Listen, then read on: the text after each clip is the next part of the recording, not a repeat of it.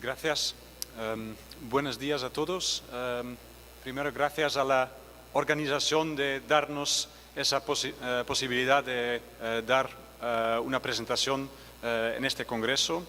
Yo soy Rudy Verhelst de Petersheim, empresa productor de incubadoras de Bélgica, y en los próximos 45 minutos voy a hablarles de técnicas modernas de incubación y su impacto en el campo.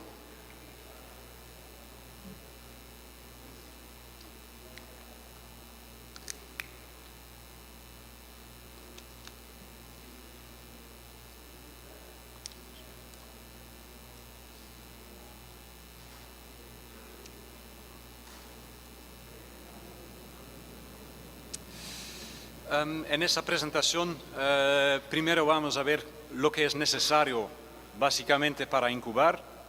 Entonces vamos a ver cómo se hacía la incubación de manera tradicional y después vamos a pasar a la parte principal, que es el método de la respuesta del embrión, y terminar con unas conclusiones. ¿Qué es necesario para incubar? Creo que sabemos todos que el básico no es tan difícil.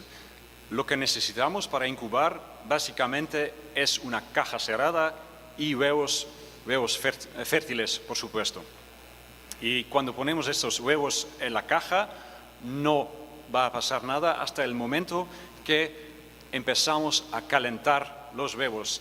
Y desde este momento los embriones empiezan a desarrollarse, empiezan a crecer, hasta el momento que los embriones van a producir ellos mismos también más y más calor, y después de unos días no necesitamos más calentar, pero refrigerar los huevos. Entonces lo que necesitamos que hacer es controlar el parámetro básico, que es la temperatura.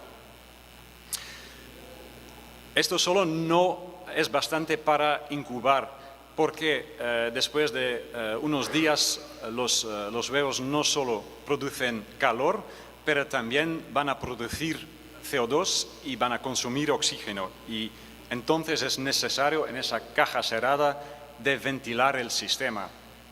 Pues el segundo parámetro clave en incubación es la ventilación, para controlar el nivel de CO2 y oxígeno en la máquina.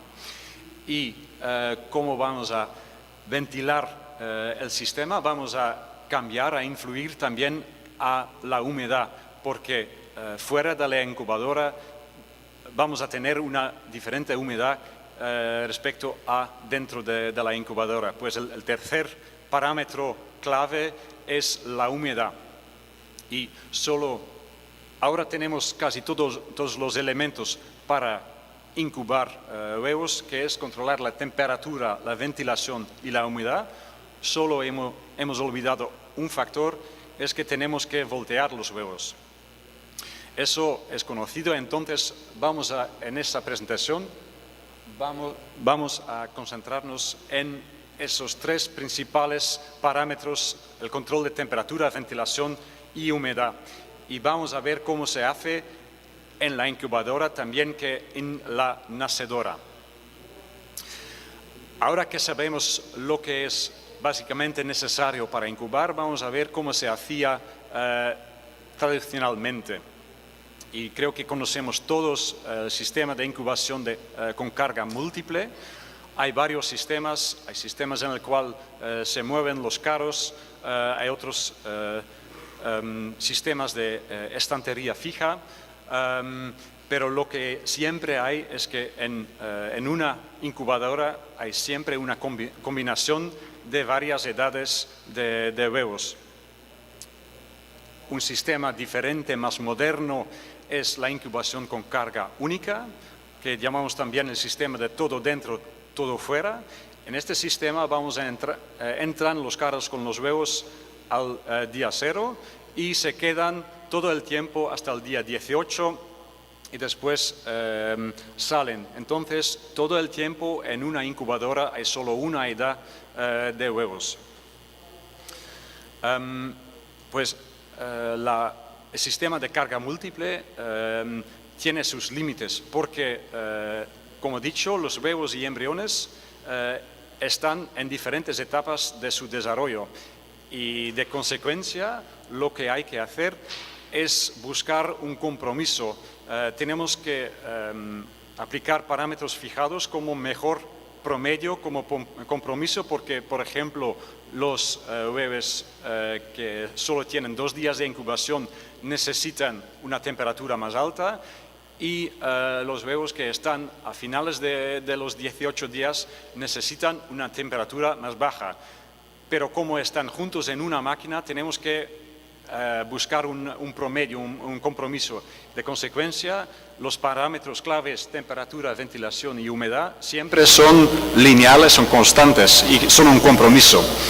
Y eso es diverso en la carga única, porque aquí tenemos los huevos y embriones que están siempre en la misma etapa de su desarrollo. Entonces, en carga única se puede adaptar los parámetros, la temperatura, ventilación y humedad, a las necesidades del día de incubación y, de consecuencia, se puede trabajar más precisamente. Pues, en resumen, carga múltiple tenemos siempre varias edades en una máquina, carga única, solo una edad que está en la incubadora. Y como en carga única podemos adaptar mejor los parámetros a las necesidades del desarrollo, podemos lograr una mejor incubabilidad, también mejor calidad de pollito, también la bioseguridad será mejor porque cada 18 días se puede limpiar y desinfectar la incubadora y también se va a disminuir el mano de obra. Por eso, por estos motivos, nosotros vemos que a nivel mundial más del 90% de los nuevos proyectos que se hacen mundial son de carga única. Y entonces, por lo demás de esa presentación, vamos a dar enfoque a la carga única. Pues la pregunta clave para un jefe de planta de incubación es qué temperatura, ventilación y humedad se necesita en una incubadora de carga única para obtener los mejores resultados. Tradicionalmente se hacía siempre según experiencia, según el método prueba y error. El jefe buscaba su perfil óptimo de temperatura y, una vez que había encontrado un perfil que funcionaba bastante bien, iba a aplicarlo para siempre. Pues un jefe de planta convencional lo que iba a hacer es, una vez que había encontrado el perfil de incubación, por ejemplo, el perfil de temperatura óptimo, más o menos, nunca iba a modificarlo para cada lote y siempre utilizaba el mismo perfil. Lo que hemos visto nosotros en los últimos 20-30 años es que nuestros clientes que pueden obtener los mejores resultados son ellos que buscan de optimizar los perfiles de temperatura, ventilación y humedad para cada lote.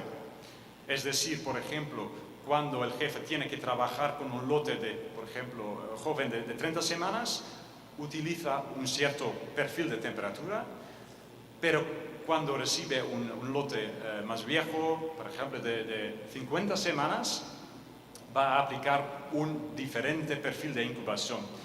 Y trabajando así, estos clientes son capaces de mejorar la incubabilidad, también mejorar la calidad de pollito, y es lo que queremos, ¿no? El problema en los últimos años es que el tamaño de las plantas de incubación va creciendo año por año. Ahora no es una excepción que una planta tiene 25, 30, 40, 50, 60 incubadoras, y esto significa que es más y más difícil y complejo para el jefe de planta de controlar todos los parámetros, porque cada día tiene que controlar y, si necesario, cambiar la temperatura en una incubadora, y también la ventilación en otra, y la humedad todavía en otra, y más máquinas que hay, más complejo, qué es esa tarea. Por eso es complejo, también requiere tiempo. Entonces hemos visto que es necesario de intentar de automatizar este proceso, de controlar y de optimizar el perfiles de temperatura, ventilación e humedad. Y eso en nuestra empresa llamamos el método de la respuesta del embrión. Es nada más que automatizar ese proceso de optimizar de qué temperatura es necesario, la ventilación y la humedad en cada incubadora y intentar de automatizarlo. ¿Y cómo se puede hacer? Se puede hacer pasando información del embrión hacia la incubadora o la nacedora, creando una suerte de feedback del embrión a la incubadora. ¿Y cómo se hace? A través de sensores de tecnología que van a medir lo que es necesario para el embrión. Y de esta manera es posible que la incubadora escucha al embrión y al final la idea es que eso permite al embrión mismo, de decidir qué temperatura, ventilación y humedad quiere. Eso es bastante revolucionario porque antes fue siempre el jefe de planta que iba a decidir que hoy o mañana voy a disminuir la temperatura o aumentar la ventilación según experiencia. En este método dejamos la decisión al embrión y es el embrión que va a decidir lo que requiere. Ahora vamos a ver cómo es posible de aplicar este método. Vamos a ver en la incubadora y en la nacedora cómo se hace y vamos a empezar con el control de la temperatura en la incubadora. Sabemos todos que la temperatura tiene que ser correcta porque es el parámetro más clave de la incubación. Cuando es demasiado alto o bajo, va a disminuir la incubabilidad y también vamos a influir al tiempo de nacimiento. Entonces, la pregunta es, ¿cuál es la temperatura correcta en incubación? Cuando vemos a la literatura científica, vemos que la temperatura óptima para el embrión es de 100 grados Fahrenheit. El problema es que al embrión no podemos medir porque está dentro del huevo, pero otros estudios científicos han mostrado que hay muy poca diferencia entre la temperatura del embrión y de la cáscara. Entonces, se puede medir a la cáscara y lo que queremos es una temperatura de la cáscara de 100 grados Fahrenheit durante el completo ciclo de incubación. El problema es que en una incubadora clásica no vamos a medir a la temperatura de la cáscara. Lo que se controla, lo que vamos a medir es la temperatura del aire. Hay un sensor en alguna parte de la incubadora que va a medir la temperatura del aire, pero lo que queremos lograr es que la temperatura de la cáscara sea 100 grados. Entonces, la pregunta es, ¿la temperatura de la cáscara es lo mismo que la temperatura del aire? Y la respuesta claramente es no. ¿Y por qué es diferente? Por dos motivos.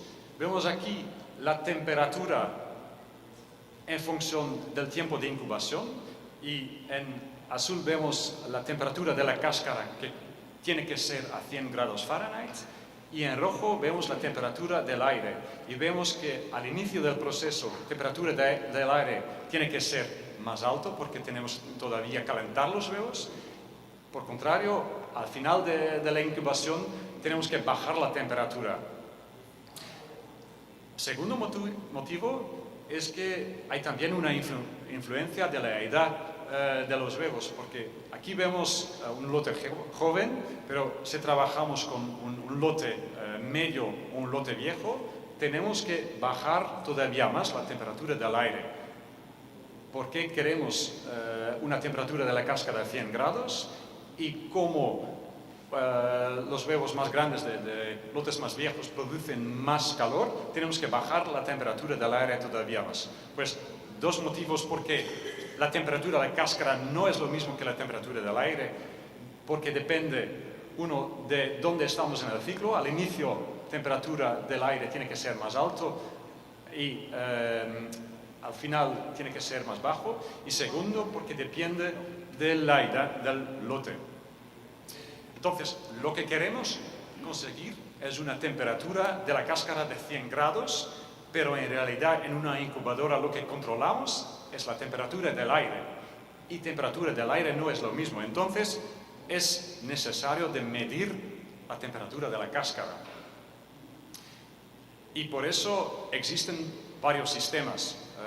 Existen sistemas manuales, sistemas semiautomáticos, existen también sistemas automáticos. Lo importante es, hay que medirlo, y más frecuente, mejor, porque si vamos a controlar la temperatura de la máquina solo basándonos sobre la información de la temperatura del aire, no es bastante.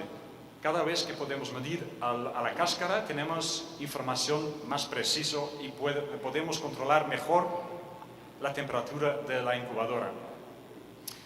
Aquí vemos unos resultados de pruebas que hemos hecho nosotros. Hemos hecho varias pruebas con ROS 49 semanas, COP 28 semanas, ROS 30 semanas, COP 45 semanas. Vemos que cada vez en azul, el gráfico de la prueba con un sistema de medición de cáscara automático, tiene un resultado de nacimiento de fértiles superior con respecto a los gráficos rojos que representan los mismos pruebas, pero sin ese sistema de control o medición de temperatura de la cáscara automática. Y vemos en medio que logramos más de 0.3% de nacimientos de fértiles, más con un control automático de la temperatura de la cáscara. Entonces, hemos visto cómo funciona la idea de la respuesta del embrión. No vamos a basarnos solo sobre la información de la temperatura del aire, no vamos a medir, vamos a preguntar al embrión a qué temperatura está, y vamos a hacerlo midiendo la temperatura en la cáscara, y vamos a pasar esa información al sistema de control de la incubadora, de manera que cuando, por ejemplo, la cáscara está demasiado frío, que la máquina sepa que tiene que aumentar la temperatura. Hemos visto el control de temperatura en la incubadora. Ahora pasamos por el control de ventilación. Y eso, claro, que tiene que ver con el nivel de CO2 y oxígeno en la incubadora. Tradicionalmente se hacía también según la experiencia. El jefe de planta sabía que, por ejemplo, al día 12 tenía que aumentar la ventilación un poco, y al día 14 todavía un poco más. Pero ¿por qué y cuánto? Nadie lo sabía. Y por eso nosotros, como primero, hemos investigado y introducido un sistema de medición de CO2 en 98. Y creo que ahora la gran mayoría de los productores de incubadoras tienen un sistema de medición de CO2 en sus incubadoras, porque claramente permite de optimizar la ventilación de la máquina. También porque permite de trabajar con niveles de CO2 más elevados durante el desarrollo del embrión, durante los primeros 9 días. ¿Y por qué eso? Porque trabajando de esta manera se puede mejorar el desarrollo del sistema cardiovascular. Y para entender esto vamos a ver un poco más en detalle cómo funciona. Se sabe que la demanda de oxígeno no es un constante, y que menos oxígeno en las etapas tempranas va a favorecer el desarrollo del sistema cardiovascular. Y de consecuencia, el nivel de CO2 en la primera parte de incubación va a ser más alto que en la segunda parte. ¿Por qué esto? Porque de esa manera se va a estimular el desarrollo del sistema cardiovascular. Se puede comparar con un atleta que se entrena, que va a correr en altitud. Y se sabe, creo que en Ecuador yo no tengo que explicar cómo funciona la altitud.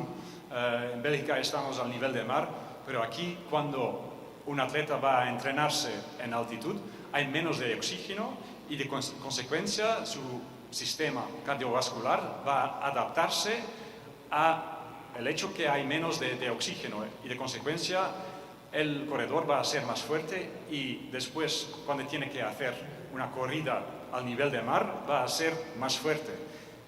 Lo mismo aquí con los embriones. Lo que queremos hacer es disminuir el nivel de oxígeno en la primera parte de la incubación y de consecuencia aumentar el CO2 para que el embrión sea más adaptado, más fuerte para la segunda parte de la incubación.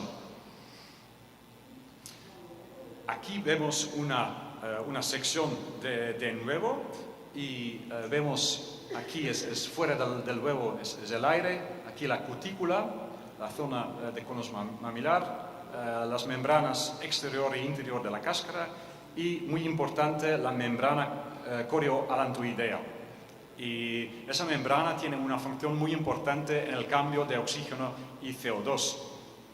Aquí vemos un huevo en el cual se va a desarrollar un embrión y al mismo tiempo se va a desarrollar también el sistema cardiovascular y a través de este sistema cardiovascular va a conectarse con la membrana corioalantoidea y aquí va a pasar el cambio de oxígeno. Aquí vemos el sistema cardiovascular y vemos que el oxígeno va a entrar a través de la cáscara, a través de los poros y aquí va a entrar a través de la membrana corioalantoidea y aquí se hace el cambio. Pues el embrión recibe el oxígeno a través de este sistema y después el CO2 va a salir a través de los poros y fuera. Y para daros una idea, un huevo de 60 gramos va a consumir durante sus 18 días unos 6 litros de oxígeno y producir más de 4,5 litros de CO2.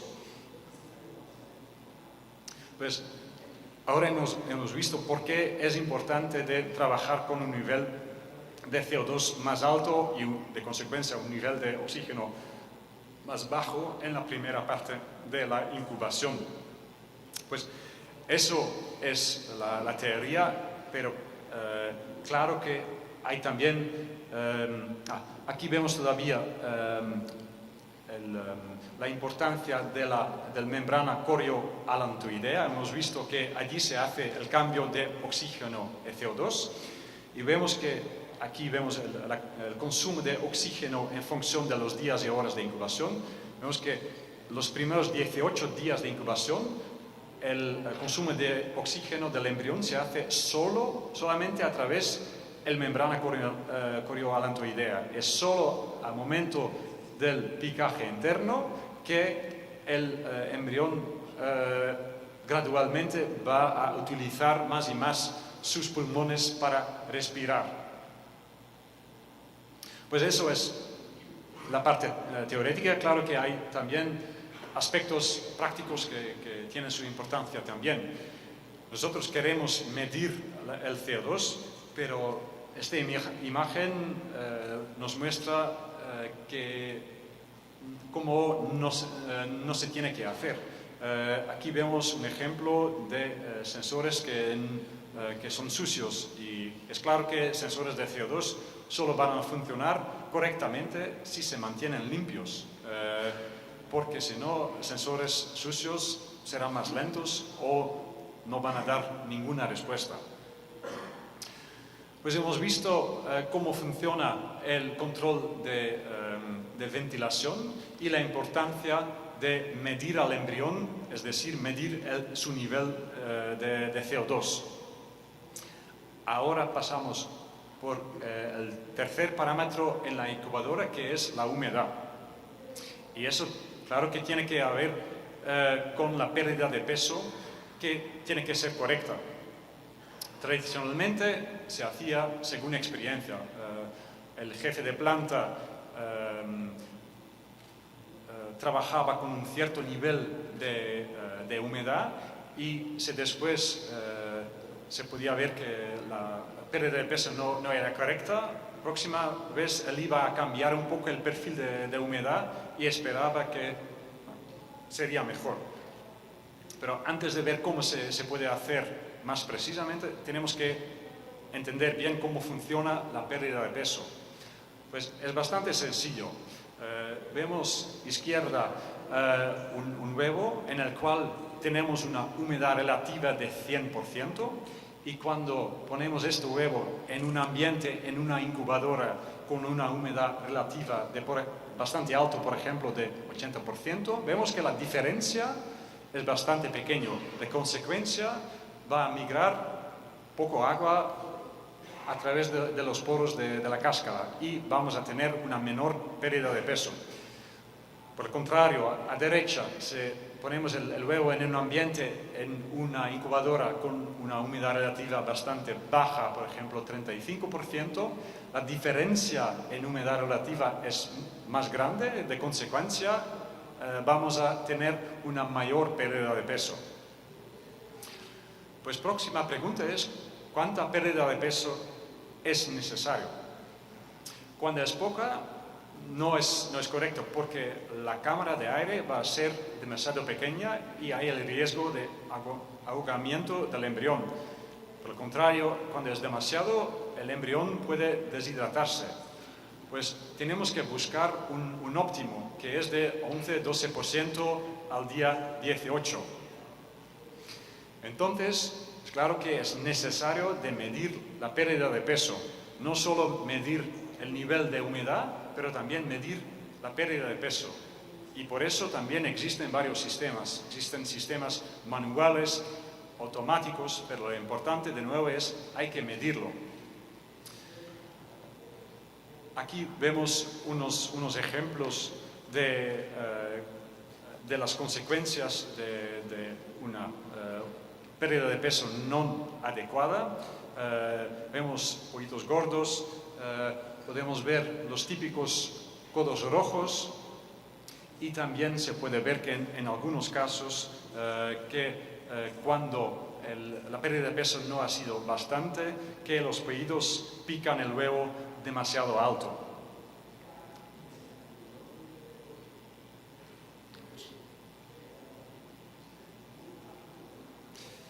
Aquí de nuevo vemos los codos rojos. Cuando la pérdida de peso, pues la cámara de aire es correcta, no hay problema. Cuando la pérdida de peso no es bastante, vamos a tener problemas y codos rojos de consecuencia. Pues porque es importante la humedad para la incubación. Ya hemos visto que una pérdida de peso insuficiente va a resultar en pollitos adormecidos y que se tumban en las cajas, y que en granja esos pollitos no irán a buscar comida y agua, y son esas primeras horas en las granjas que son cruciales. Por el contrario, los pollitos que han conseguido una pérdida de peso óptima, ellos van a permanecer bien de pie y despiertos. Eso es lo que queremos. Pues hemos visto control de temperatura, ventilación y humedad en la incubadora.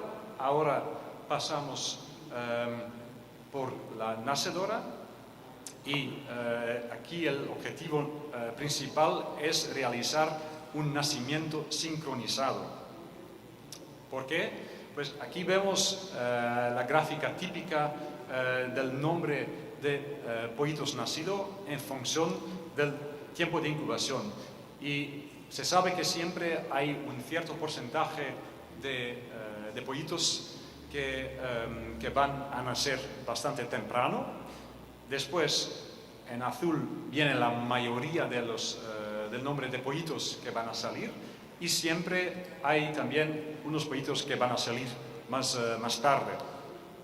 Problema son sobre todo este grupo, los nacimientos tempranos, porque ellos de vez en cuando pueden permanecer más de un día en la nacedora sin alimento ni agua y hay el riesgo de deshidratación. Entonces, lo que queremos es una curva más de esa forma, que tiene una ventana de nacimientos más estrecho, más corto y más cerca del momento que vamos a abrir la nacedora. Porque en este caso los pollitos tienen que esperar menos tiempo y sobre todo vamos a tener una mejor uniformidad de los pollitos. Y eso es muy importante para su evolución en la granja, ¿no? Porque falta de uniformidad va a causar muchos problemas en la granja. Pues el objetivo principal es nacimiento sincronizado. Pues ¿cómo se hace?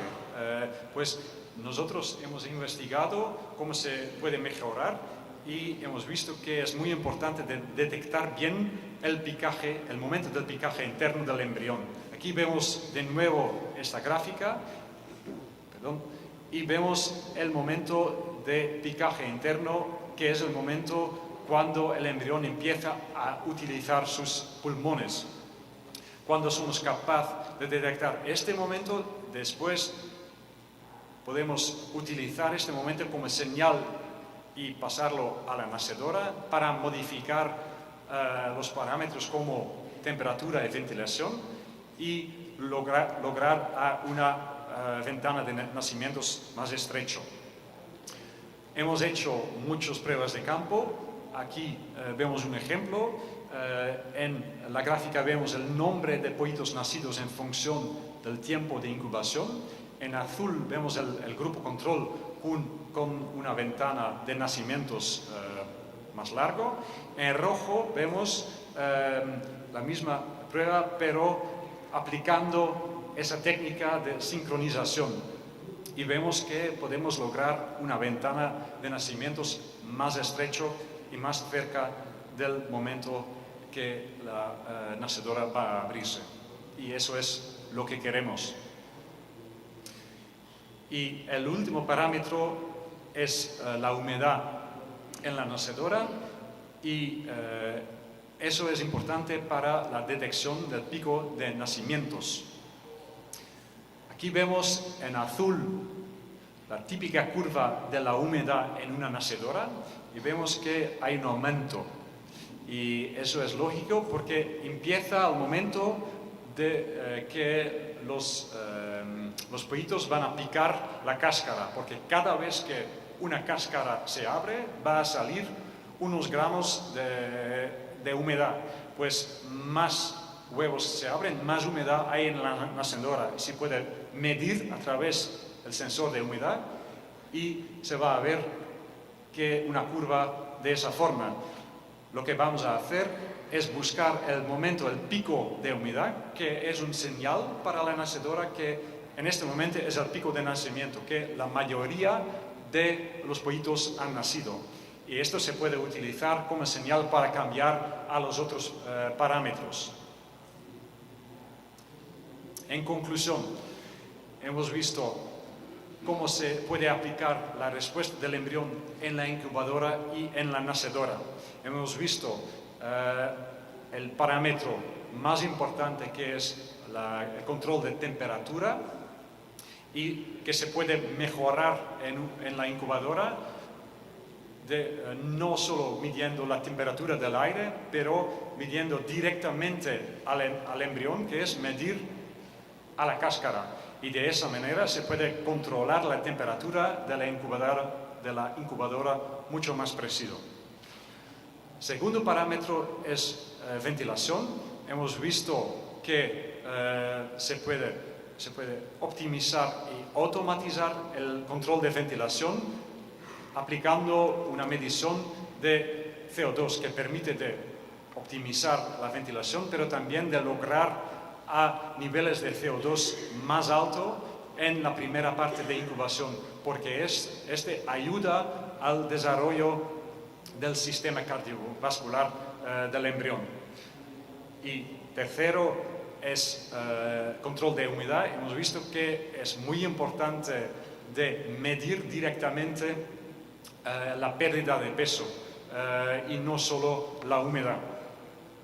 En la nacedora hemos visto que el objetivo principal es realizar un nacimiento sincronizado y por eso hay una técnica en la cual se puede detectar el momento del picaje interno y utilizar este momento como señal que se puede pasar a la incubadora y después se pueden adaptar los parámetros como la temperatura, la ventilación para hacer más estrecho, más corto la ventana de nacimientos. Y el último parámetro es la humedad, que es importante para detectar el pico de humedad en la nacedora, que es un señal del pico de nacimientos, que es un señal de los embriones a la incubadora, perdón, a la nacedora, que dice que la mayoría de los pollitos han nacido. Pues de nuevo es un señal que se puede utilizar.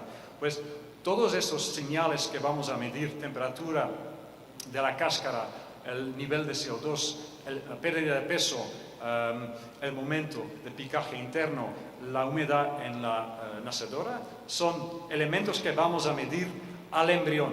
Vamos a pasar esa información que viene de tecnología, pero viene del embrión, vamos a pasarlo al ordenador que está en la incubadora, y esto se puede utilizar para optimizar y automatizar el control de temperatura, ventilación y humedad.